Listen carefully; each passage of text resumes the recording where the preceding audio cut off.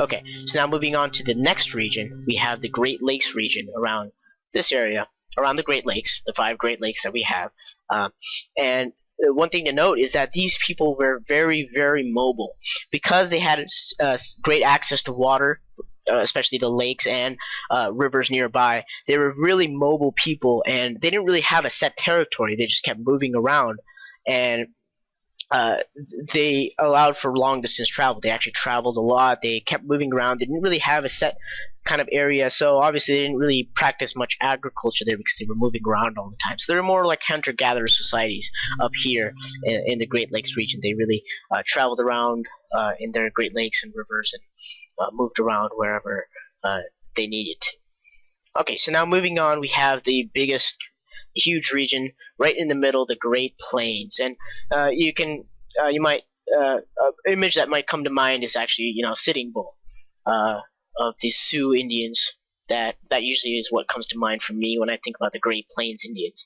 And the Great Plains Indians again were a kind of a diverse area again, but you can kind of think of it as if it's a sea of hunter-gatherer societies with little dotted islands of sedentary society. So in a big sea of hunter-gatherer societies where everyone's hunting for bison and big game and all of that, there were small societies that grew maize and other crops as well. So that was the Great Plains.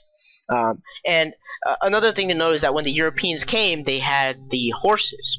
And the Europeans brought the horses, and especially in the Great Plains, they utilized these horses to hunt their game and gain power and gain land in the society. For example, the Comanche Indians actually started out very small and modest, but once they perfected the use of horses, they were able to conquer a vast land for themselves and make their own identity in the Great Plains. So horses were really crucial. One good thing that the Europeans introduced into the Native Americans' life were horses that they were able to utilize to their own advantage, the Native Americans. Okay, the next region we have is the arid Southwest.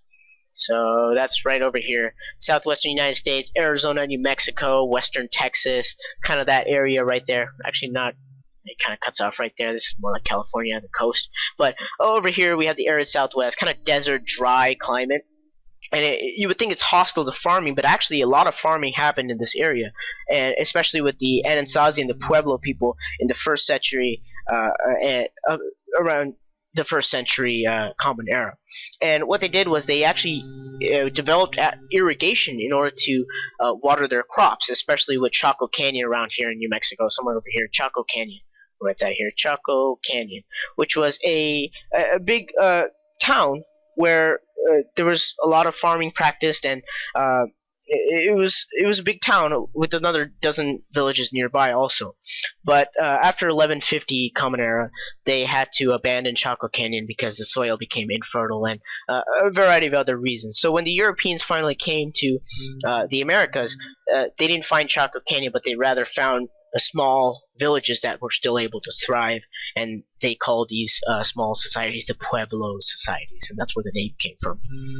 And then the final region that we have is we have the Pacific Coast, which is along the coast of the Pacific Ocean.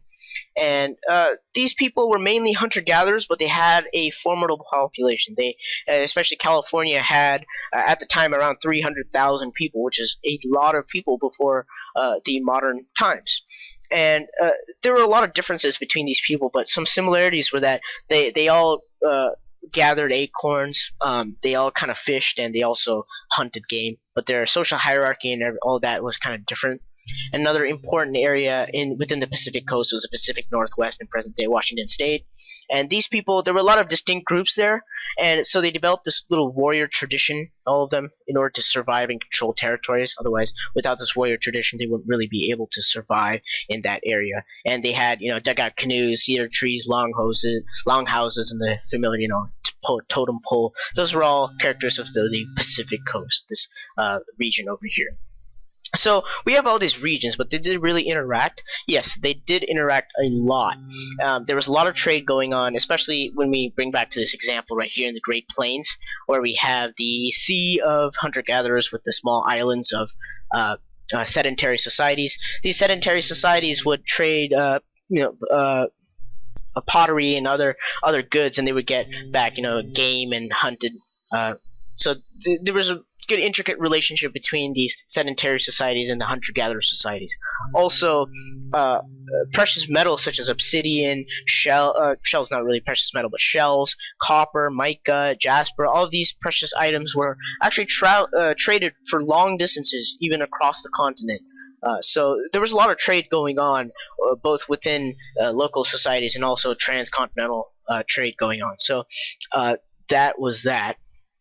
As far as religion is concerned, they didn't really have, Christianity or anything like that. So the Native Americans, they practiced animism. They believed in spirits and rituals, so the mound rituals with the Mississippi Society and other things. They were different, but they were also similar.